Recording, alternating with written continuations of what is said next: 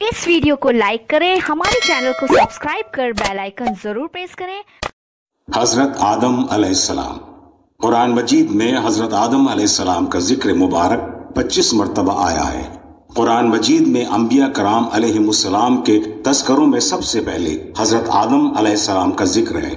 हजरत आदम अलैहिस्सलाम सबसे पहले इंसान और सबसे पहले नबी हैं।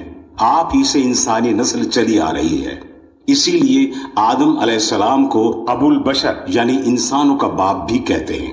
अल्लाह ताला ने हजरत आदम अलैहिस्सलाम को मिट्टी से पैदा किया और उनका खमीर तैयार होने से पहले ही फरिश्तों को इत्तला दी कि अनकरीब वो मिट्टी से एक मखलूक पैदा करने वाले हैं जो बशर कहलाएगी और जमीन में मेरी खिलाफत का शर्फ हासिल करेगी।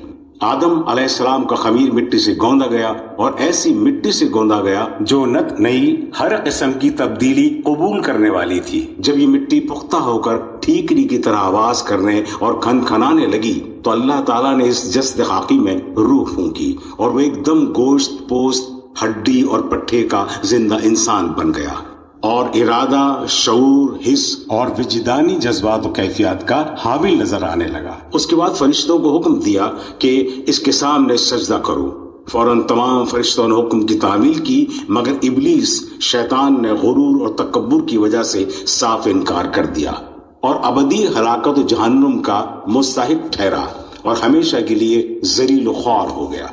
हजरत आदम अलैहिस्सलाम एक अरसे तक तन्हा जिंदगी बसर करते रहे, मगर अपनी जिंदगी में एक वहशत और अकेलापन महसूस करते थे।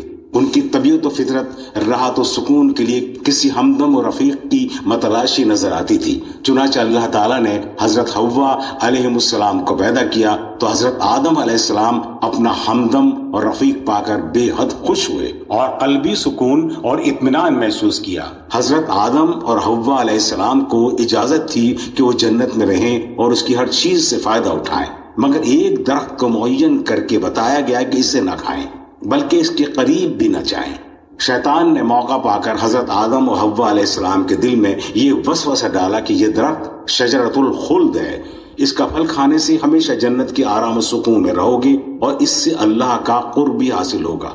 और कसमें खा खा कर उनको बावत कराया कि मैं तुम्हारा खैर ख्वाह हूँ। ये सुनकर हजरत आदम अलैहिस्सलाम के इंसानी और बशरी ख्वास में सबसे पहले निस्यान यानी भूल चूक का ज़हूर हुआ और उन्होंने इस दरख्त का फल खा लिया। उसके खाते ही बशरी व इंसानी लवाजिम उभरने लगे। देखा तो नंगे हैं और लिबास से महरूम।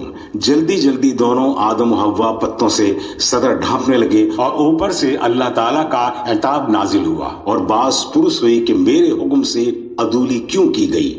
आदम आखिर आदम थे, बारगाह इलाही में मकबूल थे। फौरन निदामत और शर्मसारी से इकरार किया कि बशरी तकाज़े भूल चूक की वजह से गलती हो गई। तौबा इस्तग़फ़ार करते हुए माफ़ी मांगी। अल्लाह ताला ने उज़्र कबूल फरमाकर माफ़ कर दिया, मगर वक्त आ गया था कि हजरत आदम अलैहिस्सलाम खुदा की ज़मीन पर हक़ के खिलाफत अदा करें। इसलिए बतक़ाज़ाए हिकमत साथ ही ये फैसला सुनाया कि तुम्हें और तुम्हारी औलाद को एक मुअय्यन वक्त तक जमीन पर कयाम करना होगा और शैतान तुम्हारा दुश्मन होगा और तुम और तुम्हारी औलाद मुखलिस बंदे और सच्चे नायब साबित हुए तो तुम्हारा असल वतन जन्नत हमेशा के लिए तुम्हारी मिल्कियत में दे दिया जाएगा। इस तरह इंसानों के बाप और अल्लाह ताला के खलीफा आदम अलैहिस्सलाम ने अपनी रफीक हयात हव्वा के साथ खुदा ताला की जमीन पर कदम रखा। बाज़ उलमा का कहना है कि हजरत आदम और हव्वा दोनों जमीन पर एक ही जगह उतारे गए, जबकि बाज़ रिवायात के मुताबिक हजरत आदम अलैहिस्सलाम हिंदुस्तान की सरजमीन पर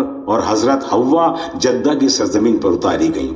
फिर चलकर दोनों अरफात के मैदान में एक दूसरे से जा मिले। हिंदुस्तान में हजरत आदम अलैहिस्सलाम इलाका सैलून के जजीरे सरंदीब में बूजर पहाड़ पर उतरे। अब ये इलाका श्रीलंका की हुदूद में आता है।